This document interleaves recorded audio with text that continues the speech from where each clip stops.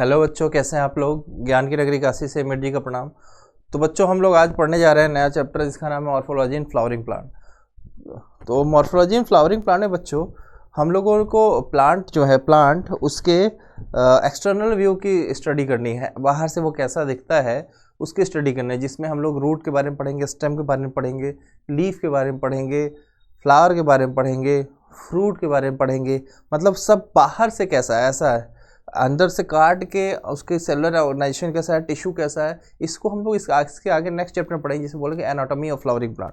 यहाँ हमको पढ़ना है मॉर्फोलॉजी, बाहर से देखने में कैसा लगता है, स्पेशली वो सबके सारे प्लांट के नहीं, फ्लावरिंग प्लांट मतलब एंजियोस्पर्म के बारे में हमको पढ़ना है और बाहर से, यही है मॉर्फोलॉजी ऑफ फ्लावरिंग प्लांट।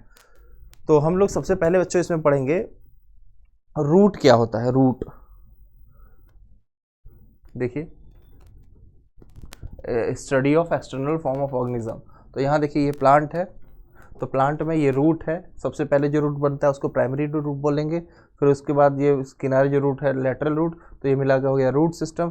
फिर स्टेम है, स्टेम से एक्सिलरी बर्ड निकल रही है, यहाँ से फ्लावर और लीफ ऑर्डिनेट होंगी। ये आपका नोड से जहाँ से लीफ निकल रही है उसको नोड्स बोलेंगे, और दो नोड्स के बीच का डिस्टेंस इंटरनोड है। ये पेटियोल है जहाँ से फ्लावर, ये लीफ का पेटियोल है, ये लीफ ब्लेड है, इसको लैमिना भी बोलते हैं। ये लीफ है, एक्सिल एपिकल वर्ड यहाँ से, ये टर्मिनल वर्ड जहाँ से कि फ्लावर ऑरिजिनेट होता है, इसको बोलते हैं शूट सिस्टम। ये शूट सिस्टम है, ये रूट सिस्टम है। शूट क्या होता है, stem aerial part of the plant, और रूट क्या होता है, underground part of the plant. Generally यही होता है। तो मॉर्फोलॉजी में हम लोग यही देख रहे हैं सबसे पहले, रूट और शूट क्या होता है। ठीक है, तो वही बोल रहा है, एंजियोस्पर्म फ्लावरिंग प्लांट को बोल रहा है। इसमें ये कैरेक्टराइज्ड कैसे होता है, root stem leaf flower present होते हैं किसमें, एंजियोस्पर्मिक प्लांट में। तो आगे हम लोग देखते हैं, तो मेन पार्ट प्लांट का क्या होता है, रूट सिस्टम और शूट सिस्टम। तो अंडरग्राउंड पार्ट है रूट सिस्टम, और एरियल पार्ट या अबव ग्राउंड वाले पार्ट को क्या बोलेंगे, शूट सिस्टम। ठीक है,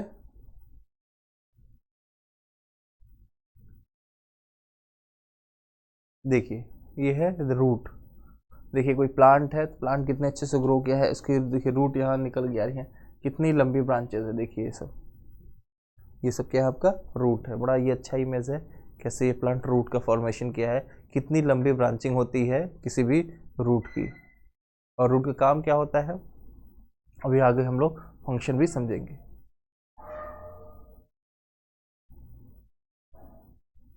देखिए, तो पूछा जाए रूट क्या है, बोले अंडरग्राउंड पोर्शन है आपका किसी प्लांट का जो कि रेडिकल से ऑरिजिनेट होता है। जब आप सीड का जर्मिनेशन की बात करते हैं तो रेडिकल, जो ये नीचे वाला पोर्शन इसको बोले रेडिकल, रेडिकल से क्या बन गया, रूट।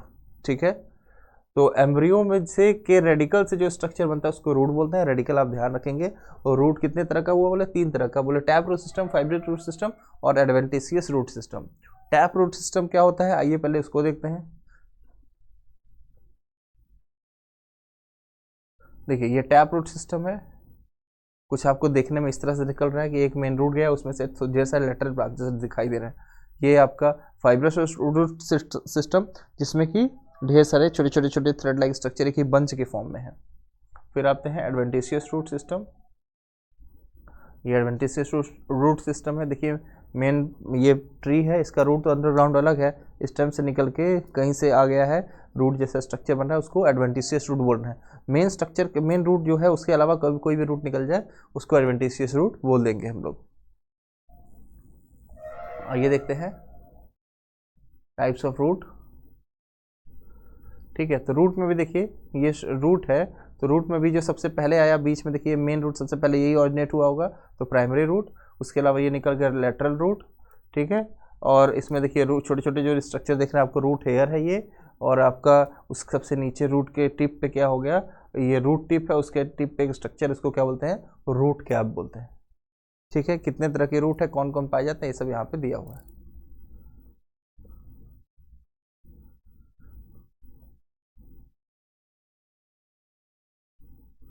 तो टैप रूट सिस्टम में प्राइमरी रूट होता है। ठीक है, ये ब्रांच्ड है। अब टैप रूट सिस्टम की बात करें, इसमें जो सबसे मेन रूट बीच में निकल रहा है उसको प्राइमरी रूट बोल रहे हैं। इसमें ढेर सारे ब्रांचेस होते हैं, उसको लेटरल रूट बोलते हैं, या इसको सेकेंडरी या टर्शरी रूट निकलते हैं। जो सबसे पहले आया प्राइमरी, तो सबसे पहले रूट निकला प्राइमरी, उससे जो लेटरली में जो सबसे पहले निकला वो सेकेंडरी, सेकेंडरी से में से भी कोई लेटरल ब्रांचेस निकल गए तो वो टर्शरी हो जाएगा।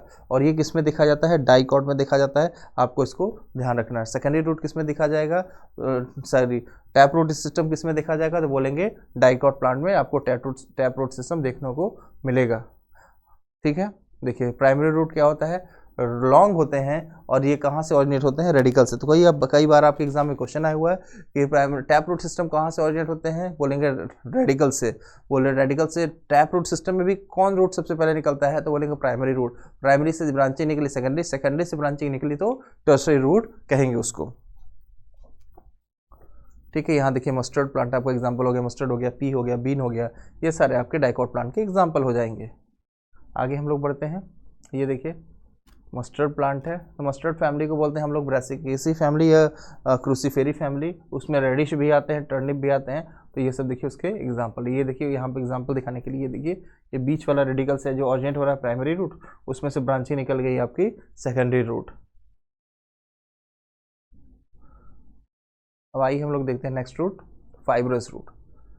फाइब्रस रूट की बात करें तो ये पहली बात मोनोकॉट में पाया जाएगा, आपको ध्यान रखनी है। आप कभी गेहूं का चावल का मक्के के रूट को आप उखाड़ेंगे तो ढेर सारे छोटे छोटे रूट ऐसे दिखाई देंगे, फाइबर के फॉर्म में टफ रूट, गुच्छे हो गए रूट के, उसको बोलते हैं हम लोग क्या? Fibrous root. ठीक है, फाइब्रस रूट में प्राइमरी रूट पाया जाता है, लेकिन पहले प्राइमरी रूट आता है वो शॉर्ट लिव होता है, कुछ दिन बाद वो खत्म हो जाता है, और वहाँ उसी जहाँ से प्राइमरी रूट खत्म होता है वहाँ से ढेर सारे लार्ज नंबर ऑफ आपके रूट दिखाई देते हैं, उसको हम लोग बोलते हैं क्या? Fibrous root. ठीक है, और फाइब्रस रूट की बात करें, अब इसको ध्यान रखेंगे, ये बेस ऑफ स्टेम, देखिए ये मेन प्लांट है, उसके बेस ऑफ स्टेम से फाइब्रस रूट आ रहा है। ठीक है, तो आपसे पूछा जाए फाइब्रस रूट कहाँ से ऑरिजिनेट हुआ, तो बोलेंगे बेस ऑफ स्टेम से। तो और उसमें एग्जाम्पल कौन आ जाएगा? मोनोकॉट इसका एग्जाम्पल होता है। तो fibrous root, monocot, tap root, dicot. Tap root कहाँ से ऑरिजिनेट होगा? तो बोले रेडिकल से ऑरिजिनेट होगा। बोले फाइब्रस रूट कहाँ से ऑरिजिनेट होगा? तो बोलेंगे बेस ऑफ स्टेम से। ये सब आपके एग्जाम में आए हुए क्वेश्चंस हैं, आप इसको ध्यान रखेंगे। आगे देखते हैं हम लोग एडवेंटिशियस रूट। ठीक है, एडवेंटिशियस रूट वो रूट होता है जो कि रेडिकल के अलावा कहीं से ऑरिजिनेट हो जाए। ठीक है, अदर देन रेडिकल, जो भी रेडिकल के अलावा किसी भी पार्ट से ऑरिजिनेट हो जाए तो उसको क्या बोलेंगे हम लोग? Tap root. देखिए आपका ये मेन ब्रांच है, यहाँ से आपके रूट निकल के आ रहा है एडवेंटिशियस रूट, ये स्टेम से यहाँ से निकल रहा है एडवेंटिशियस रूट, तो रेडिकल के अलावा किसी जगह से निकला तो एडवेंटिशियस रूट। तो एडवेंटिशियस रूट जो है ये बनियान के जो रूट ऐसे हैंगिंग रूट होते हैं बनियान के, उसको प्रॉप रूट कहते हैं, वो भी एडवेंटिशियस रूट में ही आता है। क्यों? क्योंकि वो भी रेडिकल के अलावा किसी और जगह से ऑरिजिनेट हो गया है। ठीक है, चलिए एग्जाम्पल है कि ग्रास है, मॉन्स्टेरा है, बनियन ट्री है। तो आप लोग मन में क्वेश्चन आएगा सर ये मोनोकॉट में आएगा मिलेगा या डाइकॉट में एडवेंटिशियस रूट? तो ये मोनोकॉट डाइकॉट दोनों में मिलेगा, इसको आप ध्यान रखेंगे। वो इसमें आप स्पेशली एग्जाम्पल याद रखेंगे, कई बार ये एग्जाम्पल है ग्रास, मॉन्स्टेरा और बनियन ट्री। ठीक है, तो आपका हो गया ये एडवेंटिशियस रूट।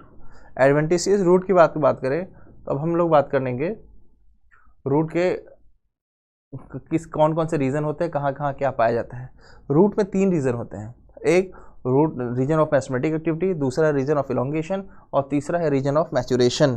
तो root region of mathematic activity में क्या होते हैं? सेल जो होते हैं वो स्मॉल होते हैं, थिन वॉल्ड होते हैं, न्यूक्लियस लार्ज होता है, डेंस साइटोप्लाज्म होता है और सेल एक्टिवली डिवाइड करती रहती हैं, और इसी को बोलते हैं रीजन ऑफ मैथमेटिक एक्टिविटी। और रीजन ऑफ मैथमेटिक एक्टिविटी के रीजन ऑफ इलोंगेशन होता है, इस रीजन के जो सेल होते हैं साइज में थोड़े बड़े हो जाते हैं और ये लेंथ बढ़ाने में रूट का हेल्प करते हैं, इसीलिए हम इसको क्या बोले? Region of elongation.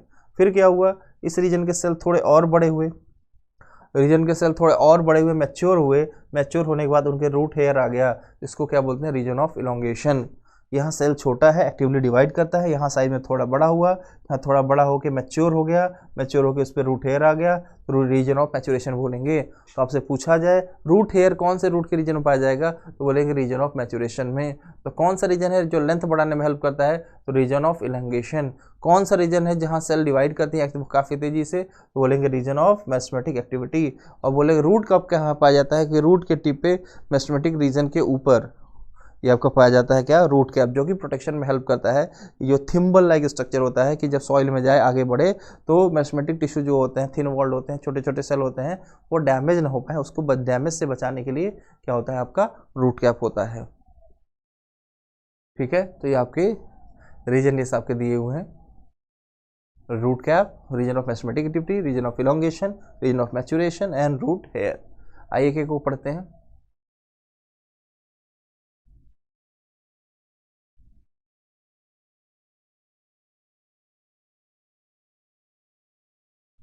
Root cap हम लोग बात किया है, ये कवरिंग होता है एपेक्स पे। ठीक है, इसका स्ट्रक्चर ये प्रोटेक्ट करता है tender apex of the root, जो एपेक्स वाला पोर्शन उसको प्रोटेक्ट करता है। उसके बाद बात करें meristematic activity, region of meristematic activity में भी हम लोगों ने बात किया है कि रूट कैप के जस्ट थोड़ा सा ऊपर होता है, इस रीजन में सेल होते हैं, बॉडी बहुत छोटे स्मॉल होते हैं, थिन वॉल्ड होते हैं, देन साइटोप्लाज्म होता है और बहुत तेजी से डिवाइड करते हैं। उसके बाद हम लोग बात करेंगे कि region of elongation meristematic tissue के थोड़ा सा ऊपर होता है। ये इसके सेल जो होते हैं रैपिड इलोंगेशन करते हैं, साइज में बड़े होते हैं, इनलार्ज होते हैं और ये लेंथ बढ़ाने में हेल्प करते हैं। ठीक है, आगे देखेंगे हम लोग रीजन ऑफ मैचुरेशन क्या होता है, ये प्रॉक्सिमल उसके पहले होता है, किसके, इलोंगेशन वाले रीजन के। इसमें सेल डिफ्रेंशिएट होते हैं, मैच्योर हो जाते हैं, मैच्योर होके उसके ऊपर क्या आ जाता है, रूट हेयर आ जाता है। ये आपके एग्जाम में कई बार आया हुआ है, पूछा जाता है कि किस रीजन में रूट हेयर पाए जाते हैं।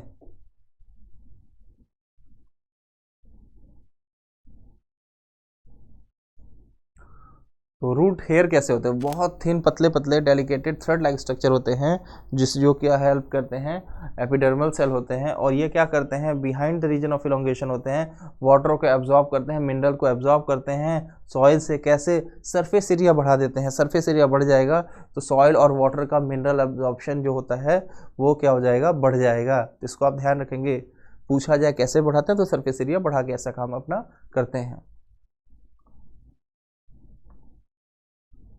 अब आते हैं modification of root. Modification of root में बात करें तो सबसे पहले मॉडिफिकेशन आते हैं स्टोरेज में, एक एक करके आते हैं। कुछ प्लांट होते हैं वो मॉडिफाई को क्या करते हैं, उनका फंक्शन होता है अदर एब्जॉर्प्शन और कंडक्शन के अलावा भी बहुत सारे फंक्शन परफॉर्म करते हैं। जैसे रूट का काम होता है वाटर मिनरल्स को एब्जॉर्ब करना, कंडक्ट करना, तो कुछ रूट ऐसे भी होते हैं कि इनके अलावा भी और काम करते हैं। जैसे यहाँ बात करें कैरेट में स्टोरेज हुआ, आपका शकरकंद जो होता है, स्वीट पोटैटो, उसमें भी एब्जॉर्प्शन हुआ। यहाँ देखिए आपका ये आपका जो राइजोफोरा प्लांट है, ये न्यूमेटोफोर्स यहाँ पाए जाते हैं, ये रेस्पिरेशन में हेल्प करता है। यहाँ ये देखिए सपोर्ट में हेल्प करता है। तो एक एक करके इन सारे रूट को हम लोग समझते हैं। देखिए स्वोलन रूट क्या उसके लिए होता है, फूड स्टोरेज के लिए होता है। जो जैसे पोटैटो तो मॉडिफाई स्टेम है, लेकिन यहाँ आपका स्वीट पोटैटो हो गया, कैरेट हो गया, टर्निप हो गया, ये बीट रूट हो गया, ये सब क्या करते हैं, स्टोरेज में हेल्प करते हैं। ये क्रॉप रूट सिस्टम है, क्रॉप रूट जो आप बनियान में हम लोग पीछे देख के आ रहे हैं, बनियान में जो क्रॉप रूट होता है वो सपोर्टिंग में हेल्प करता है। प्लांट की हाइट बड़ी हो जाती है, ब्रांचेस बड़ी हो जाती हैं तो टूटने से बचाने के लिए हेल्प करता है। इसी तरह के स्टिल्ट रूट होते हैं। स्टिल्ट रूट किस में होते हैं, स्टिल्ट रूट होते हैं आपके शुगर केन में, आपका मेज़ में। प्लांट की हाइट लंबी हो जाती है तो उसके नीचे लोअर नोड से रूट निकलते हैं, जाके सॉइल में मिलते हैं, जो कि प्लांट को सपोर्ट प्रोवाइड करते हैं कि प्लांट क्या करे, एक ज़्यादा लेंथ बढ़ने के बाद वो टूट ना जाए, हवा चले तो गिर ना जाए, इससे बचाने में हेल्प करते हैं। स्टिल्ट रूट के बाद आप क्या, न्यूमेटोफोर्स आपके इस समय इमेज में दिख रहा होगा। ये न्यूमेटोफोर्स जो होते हैं छोटे छोटे, ये मैंग्रोव प्लांट्स जो होते हैं, जहाँ पे कीचड़ दलदली एरिया पाया जाता है वहाँ, और ये डेल्टा है सबसे बड़ा सुंदरबन, वहाँ पे मैंग्रोव प्लांट मिलते हैं। वहाँ देखिए सॉइल से छोटे छोटे रूट जैसे स्ट्रक्चर निकले हुए हैं, ये और गैसेस एक्सचेंज में हेल्प करते हैं, इसको बोलते हैं क्या, न्यूमेटोफोर्स। तो एक एक करके सबको देखते हैं।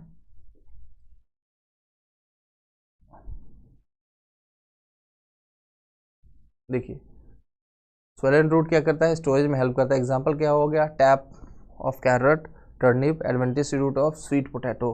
तो ये सारे आपके स्टोरेज के एग्जांपल है, इसको आप ध्यान रखेंगे। ठीक है,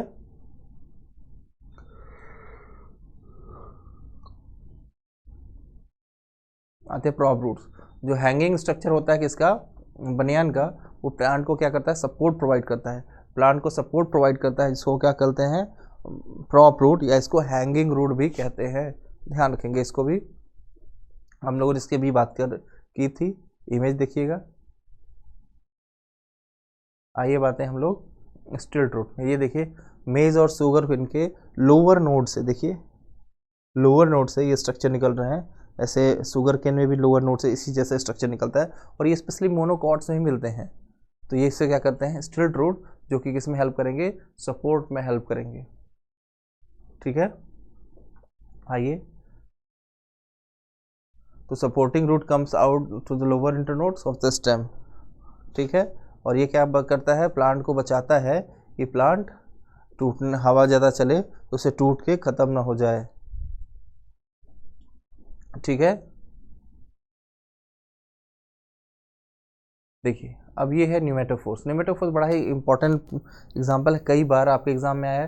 तो सबसे पहले ये कहाँ मिलता है, तो ये बात करेंगे, ये प्लांट वहाँ मिलता है जहाँ की स्वैम्पी एरिया है। जैसे ये जहाँ पे ये आपका गंगा नदी जाके समुद्र मिल रही हैं, तो वहाँ पे आपका बहुत दुनिया का सबसे बड़ा डेल्टा है जिसको बोलते हैं सुंदरबन। सुंदरबन का जो एरिया है, वो जो एरिया में जो वाटर है थोड़े सॉल्टी हैं, और काफ़ी उधर सॉइल में सूखा है नहीं, वहाँ पानी ही पानी है। तो वहाँ पे स्वैम्पी एरिया है, सॉल्टी एरिया है। तो उस रीजन में जो प्लांट ग्रो करते हैं, प्लांट तो ग्रो कर जाते हैं, लेकिन प्लांट को ग्रो करने के बाद उनके जो रूट हैं वो तो पानी को कीचड़ में रहते हैं, तो उनको प्रॉपर ऑक्सीजन मिल नहीं पाता। जब प्रॉपर ऑक्सीजन नहीं मिलता तो वो क्या करते हैं, नेगेटिवली जियोट्रॉपिंग शो करते हुए रूट ऊपर की तरफ आते हैं। इसी रूट को बोलते हैं क्या, न्यूमेटोफोर्स। और इसी न्यूमेटोफोर्स के रूट के टिप पे आपके होते हैं लेंटिसेल्स, और उसी लेंटिसेल्स से क्या करते हैं, गैसेस एक्सचेंज करते हैं, O2 अंदर लेते हैं, O2 मतलब O2 बाहर रिलीज करते हैं, CO2 अंदर लेते हैं, जो कि अल्टीमेटली फोटोसिंथेसिस में यूज होता है। तो न्यूमेटोफोर्स किस प्लांट में होते हैं, बोलेंगे राइजोफोरा। और ये प्लांट कैसे होते हैं, बोले सॉल्ट लविंग होते हैं, हैलोफाइट्स कहते हैं। तो ध्यान रखेंगे, आपके एग्जाम में आया हुआ हैलोफाइट्स, और ये इसका एग्जांपल है राइजोफोरा। तो राइजोफोरा कहाँ ग्रो करता है, बोल रहे ये सुंदरबन एरिया, मैंग्रोव प्लांट है, मैंग्रोव रीजन में ग्रो करता है। तो ये भी ध्यान रखेंगे, ये सारे आपके एग्जाम में आए हुए क्वेश्चन हैं। और जो राइजोफोरा प्लांट होता है उसमें आपका वीवी पैरी शो करने को मिलता है। जनरली देखो, जो एनिमल्स होते हैं उसमें वीवी पैरी सब मिलते हैं, लेकिन प्लांट में जनरली ओवी पैरी मिलते हैं, सीड वाले प्लांट होते हैं, लेकिन यहाँ वीवी पैरी देखने को मिलता है। ये भी थोड़ा यूनिक एग्जाम्पल है, इसको भी आप ध्यान रखेंगे। देखिए रूट बाहर आता है ग्राउंड से, और वर्टिकली अपवर्ड होता है, ऑक्सीजन लेता है रेस्पिरेशन के लिए। तो राइजोफोरा स्वैम्पी एरिया में ग्रो करता है, हैलोफाइट्स भी कहते हैं। ये आपके कई बार आपके एग्जाम में आया हुआ है, तो इसको भी आपको ध्यान रखना है, बहुत इंपॉर्टेंट है। ठीक है, फंक्शंस ऑफ रूट के बड़े इंपॉर्टेंट फंक्शन है। पहला तो मिनरल एब्जॉर्प्शन, मिनरल और वाटर के एब्जॉर्प्शन में हेल्प करना, ये सबसे ज़्यादा इंपॉर्टेंट है। उसके अलावा प्लांट को एनकरेज देना कि प्लांट वहीं एक जगह पड़ा रहे। अगर ये एक जगह रुके रहने, पड़े रहने के लिए जो स्ट्रक्चर बना है वो रूट है। और क्या करता है, ये स्टोर करता है मटेरियल को, स्टोरेज में भी हेल्प करता है। जैसे कि कुछ प्लांट है, मान लीजिए कि वो फोटोसिंथेसिस कर रहे हैं, प्लांट को फूड मिल रहा है, एनर्जी मिल रहा है, प्लांट जिंदा है। लेकिन जब पतझड़ का मौसम होता है, पत्तियां टूट जाती हैं, तो उनको एनर्जी कहाँ से मिलता है, तो जनरली क्या होता है, जब फोटोसिंथेसिस करते हैं तो कुछ रूट रीजन में, स्टेम वाले लोअर रीजन में फूड को स्टोर करके रखते हैं, कि जब पत्तियां टूट के गिर जाए पतझड़ का मौसम में, उस फूड को यूज़ करके प्लांट ग्रो करते हैं। फिर पत्तियां आ जाती हैं तो फिर से फोटोसिंथेसिस शुरू हो जाता है। तो स्टोरेज में आपका कैरेट, टर्निप, स्वीट पोटैटो ये सब देख के ही आ रहे हैं, तो वो भी स्टोरेज के एग्जाम्पल है। जो हमने बात किया है उसका, वो भी स्टोरेज का एग्जाम्पल है। और यहाँ प्लांट ग्रोथ रेगुलेटर भी मिलते हैं, ऑक्सिन हुआ, साइटोकाइनिन हुआ, ये सारे भी इस रीजन में ग्रो करते हैं। तो ये सारे फंक्शन है आपके प्लांट रूट के, तो इसको आप ध्यान रखेंगे, बहुत इंपॉर्टेंट है ये सब। ठीक है, तो इस तरह से आपका रूट कंप्लीट होता है।